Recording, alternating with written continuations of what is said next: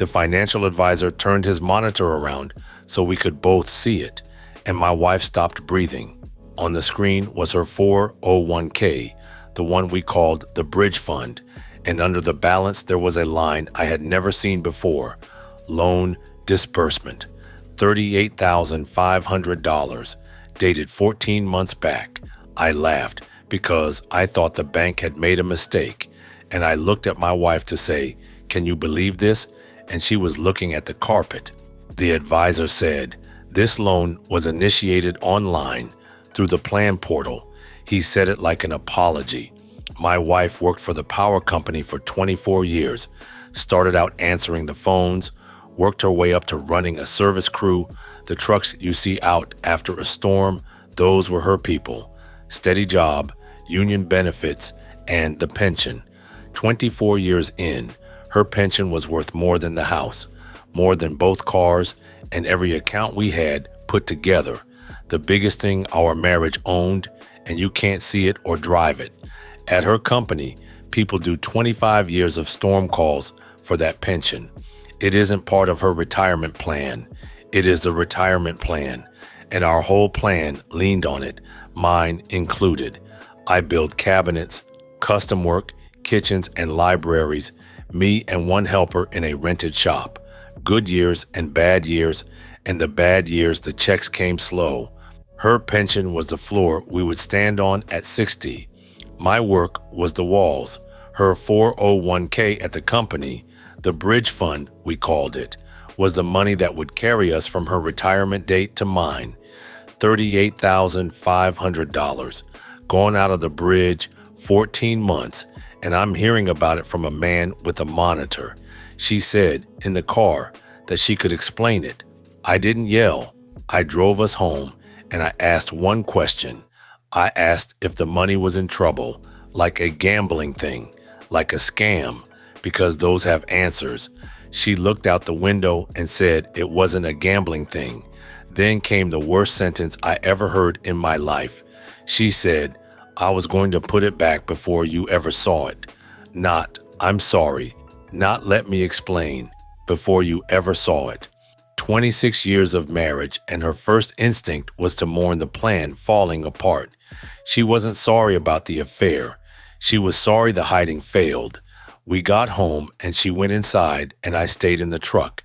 I sat there running the math. 14 months. What was 14 months ago? Where has she been for 14 months? Who has she been for 14 months? 14 months ago was March of last year. And in March of last year, the company had its service award dinner, and I skipped it because I was finishing a kitchen install. She came home late from that dinner, and I remember it because she was different after, lighter somehow. I had thought at the time that she was happy. I had been glad about it. For over a year, I watched my wife glow, and I felt lucky. The man's name doesn't matter. He was a police lieutenant before he retired. After the force, he sold himself to utility companies as a security consultant, which is how he ended up walking my wife's building twice a month with a clipboard, and then a divorce of his own, and then a service award dinner, and then, apparently, my wife. I didn't learn any of that in the truck.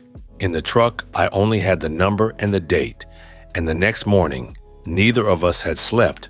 After she left for work, I started pulling statements. The loan money told the story in 3 moves. $38,500 into the joint checking on a Monday. On Wednesday, the same $38,500 went out to an account with her name on it I had never seen. Never seen, but never hidden well.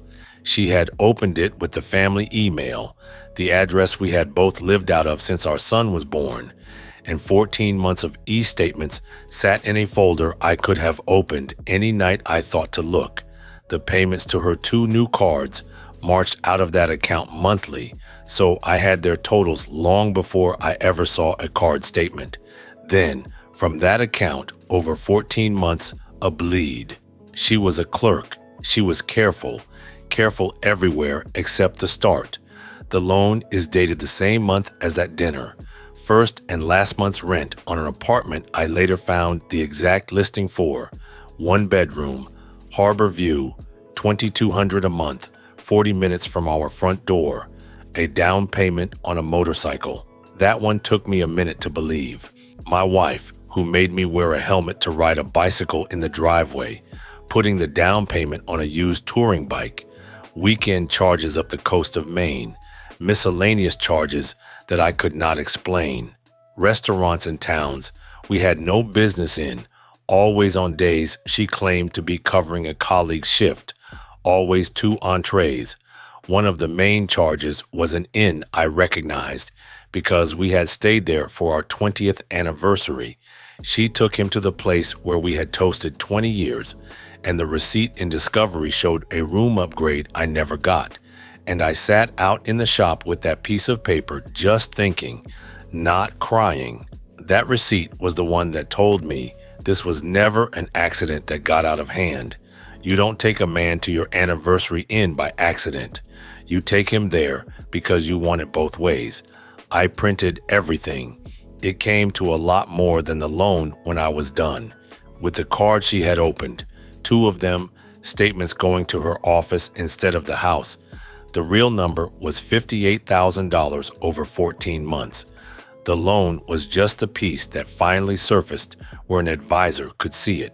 $58,000 of a marriage spent on a man with a boat. She came home the second night and the binder was on the dining room table. She saw it and she sat down without taking her coat off and said, "Okay." I asked her how long has she been seeing him. She said 14 months. I asked if it was over. She took too long, and I watched her decide, right in front of me, that this, of all moments, was the one where she would finally try honesty. "No," she said, "it wasn't over. She didn't cry at me. She didn't perform. What she did was worse. She got practical. She said the word we, meaning her and me, as in, we can restructure the 401k. We can adjust the timeline. We can be adults about this." She had a plan for the money by the time her coat came off, and somewhere in there I understood that she had been running our retirement like one more thing she managed at work. She had kept him and me in separate worlds for 14 months, and the only thing panicking her now was that the two had collided. I said I wanted her to leave for the night. She went to pack a bag, and from the bottom of the stairs, I heard her on the phone with him, and her voice was soft, and I had to go stand in the yard. Every man watching this has a version of that night, and most versions end with a hole in the drywall. Mine ended in a parking lot the next morning, 8 o'clock, outside a family law office I had passed 1,000 times, driving to installs, waiting for a lawyer to unlock her own door.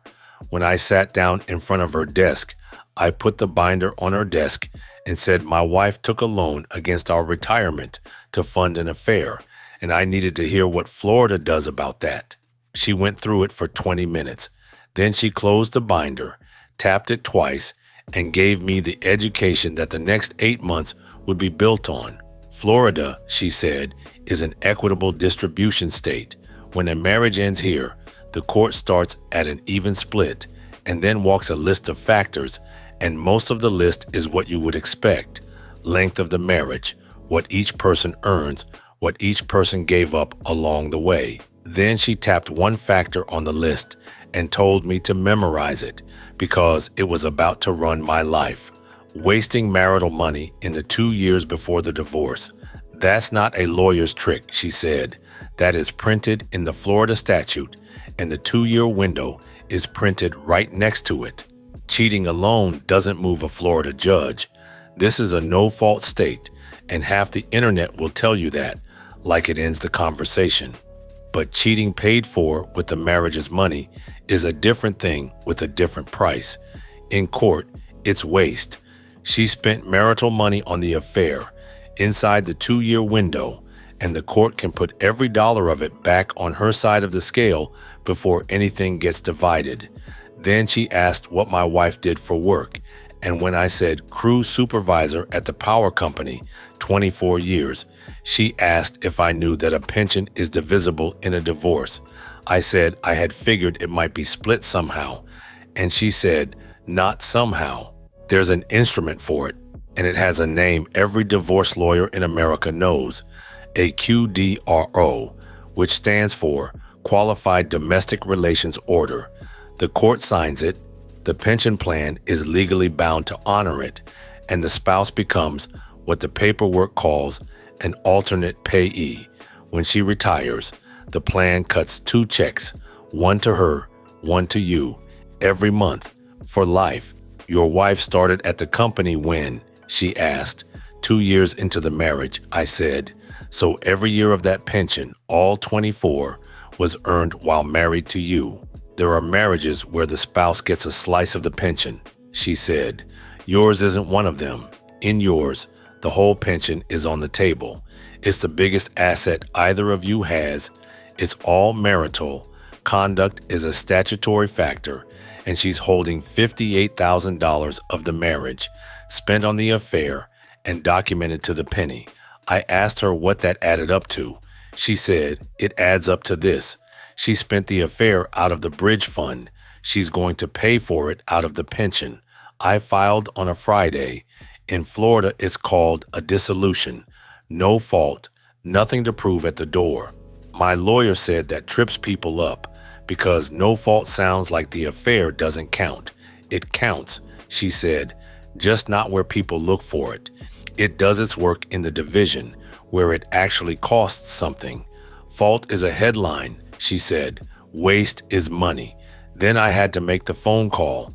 I had been dreading more than any court date. Our son is 23, out in Colorado, building wind turbines, which is a sentence I never get tired of saying. I told him straight, no varnish. The affair, the loan, the filing. He got so quiet, I thought the call dropped. Then he asked me a question, and it wasn't about her, and it wasn't about me. He asked, is the money you two saved for me still there? 23 years old, and his first question was whether the money was safe. She taught him that. I told him his fund was untouched. It was. I had checked it the first morning, before I checked anything else. He flew home for a weekend in the fall, hugged me at the airport hard enough to put my back out, and asked to keep the dining room table from the house sale. He has it now. My wife was served at work. I didn't design that. The process server just went where she was, and I will not pretend it didn't land somewhere in me. I heard about it secondhand, months later, from the one person at that company who stayed decent to me. The server walked into the operations office with the envelope and asked for her by name in front of her whole crew. The process server told my attorney. The dispatcher at the next desk looked at the envelope, looked at my wife, and turned back to her screen without one word. The lieutenant had been doing security walkthroughs at that company for 2 years, and people had seen them together in the parking structure back in the spring. Everyone knew before I did. Every single person in that building had known. She called me 9 times that afternoon. I let it ring. All 9 times. 2 things happened in the next month that you should know about, because they tell you who she was underneath all those years of steady. First, the money got worse. In discovery, that's the part of a divorce where the lawyers make everybody empty their pockets. Her side had to produce the account I had found, plus anything else. Anything else came back as a third credit card and $1,300 of storage unit fees. The storage unit had his furniture in it from his divorce. My wife had been paying to store another man's marriage while she dismantled ours. My lawyer highlighted that line and wrote one word in the margin, and the word was excellent. The new card and the storage fees took my $58,000 to $61,000 even, and 61 is the number that followed her all the way through. Second, she tried to move the pension, or asked about it anyway. She called the plan administrator and asked what her options were, and the answer she got is the answer every plan gives everybody. There are no options. A pension is not a bank account. It can't be emptied, can't be cashed out from under a divorce, can't be moved to a cousin's account like a boat.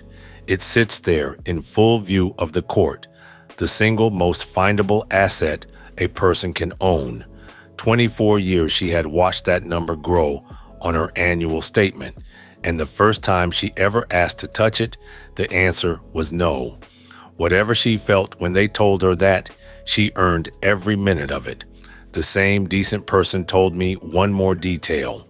The benefits desk she called sits right there in her own building, and the woman who answered is somebody my wife trained years ago, back when she was the one showing new hires which forms went where.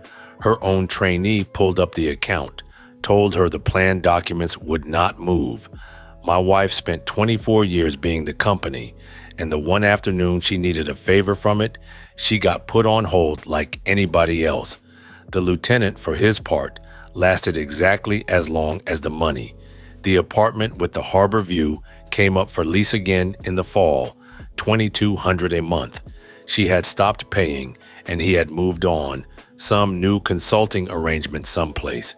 The motorcycle stopped getting paid for. I know because the loan she had co-signed came up in the financial statements with a balance and a late fee, and her lawyer had to explain to the court why her client was on the paper for a bike owned by a man who was no longer returning her calls. The storage unit went the same way, and this one I will admit I enjoyed. She had been paying the monthly fee on the unit that held his old furniture, the leftovers of his first marriage, boxed and racked in a unit she paid for by the month. When the divorce put every statement she had under a microscope, no lawyer alive lets a client keep bankrolling the boyfriend's furniture. The auto payment stopped and nobody stepped in.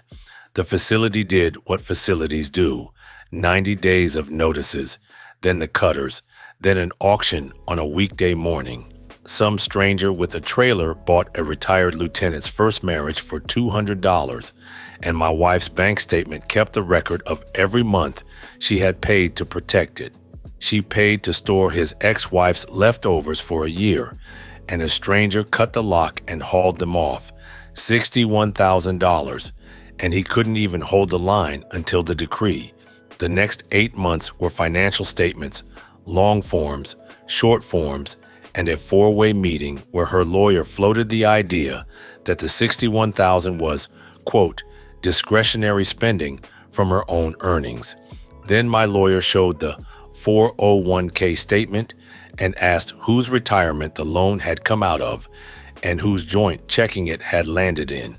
She came in wearing a tennis bracelet I had never seen, small stones, new clasp, and I knew the jeweler's name before I ever saw the box, because his charge was line 17 in my binder, $4,100, dated the week of her birthday. She had bought it for herself, from our money, from him, whichever way you want to say it. My lawyer saw me looking and wrote a note on her pad and passed it over. The note said, "Let her wear it." And she was right, because that's the thing about the loan, and it's the reason her position never had a floor. The 401k only ever had her name on it. That's how those accounts work. It belongs to the employee. But the bridge fund was built off the household money her salary and my checks both fed for years. A loan against it wasn't her spending her own paycheck on a boyfriend, which is ugly but survivable in court. It was her reaching into the one account that existed for us both and handing it to him. The plan never asked for my signature. A 401k loan is her account and her login. Nobody else's name required. But the judge doesn't care whose signature the paperwork needed. The court cares where the money came from and where it went. We settled on the courthouse steps, which my lawyer told me is how 90% of these end. The judge approved the agreement in a hearing that took 12 minutes. The estate got divided 60-40 my way. The agreement itself spells out the why. My lawyer made sure the recitals went in. The length of the marriage, the disparity in our retirement security, and in black and white, the documented waste of marital money by the wife in the amount of approximately $61,000. She signed her name 2 inches below that sentence, and the judge approved every word at the hearing. Conduct of the parties, doing exactly what the statute says it does. The $61,000 was counted as an advance she had already paid herself out of her share. She started the division 61 grand in the hole she had dug. The house got sold. Neither of us could carry it alone, and I had no wish to sleep in it anyway. My 60% of that, plus my shop, plus my own small retirement account, stayed with me. The 401k, what was left of the bridge fund after her loan, came to me, all of it. That was the easiest yes her side gave all day, and the unpaid balance of the loan stayed with her, on her side of the ledger, hers to carry alone. She borrowed $38,500 from our future, and the settlement made it a personal debt against hers. There was one more piece of horse trading. On paper, I qualified to ask for alimony. In Florida, that's its own fight, separate from the property split. It runs on need and ability to pay, and by the numbers, the cabinet shop against a crew supervisor's salary, there was a case. Her lawyer knew it too, and you could see them bracing for it, because the version she feared most was monthly checks from her to me forever. My lawyer used that fear. We will waive alimony, she told them, in exchange for the division we want. They took it in a day. I didn't want her money arriving every month with her name on it. I wanted the order, the clean number, the thing that runs through the pension plan itself and never needs her cooperation, her memory, or her mood. Waiving the checks bought the split. It was the best trade I ever made. And the pension, the QDRO went to the plan with a number in it that her lawyer fought for 2 months and could not move because the arithmetic of 26 years and a binder full of receipts kept answering every argument. When my ex-wife retires from the company, and she'll have to work years longer than the plan we made because the plan we made is dead, the plan will calculate her monthly benefit, and then it will send 55% of the marital portion of it to me.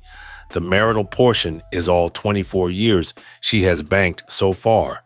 She started that job 2 years into our marriage. There is no year she has banked that doesn't have me in it. Every month, for life. The order even covers the survivor benefit. She spent 24 years of storm calls building the one big thing she was ever going to own outright. And when the math settled, she was left with 45% of the pension those years built, minus a personal debt for the loan, minus the man it bought, who left when the money did. Going in, the affair had cost her $61,000. Coming out, it cost her the retirement itself. She lost the house she planned to grow old in, the bridge fund she raided, more than half of the pension she spent our marriage building, and the person who used to make her coffee at 5:15 in the morning so she could make the 6 a.m. crew call. He's fine, by the way. The coffee maker came with me. In the spring, I sat down with the same advisor again. Same office, same monitor, alone this time. We rebuilt the whole thing from the studs. What came to me out of it got rolled into my own retirement account. The beneficiary lines got rewritten. My son's name is on everything now, and the advisor walked me through what the pension order pays at her earliest retirement date against her likely one, because the QDRO math moves with when she files. Then he turned the monitor around and showed me a number, the age I can stop working. It's later than the old plan and earlier than I feared, and it's mine, and nobody can take a loan against it without me sitting in the room. On the way out, he shook my hand. She tried to come back one time after the decree. A long email. I stood in my shop, sawdust still on my arms, and went through it twice. It said she had lost the thing she didn't know she was protecting. It said the word mistake 4 times, 14 months, 61,000, 3 credit cards, 4 mistakes. I didn't answer it.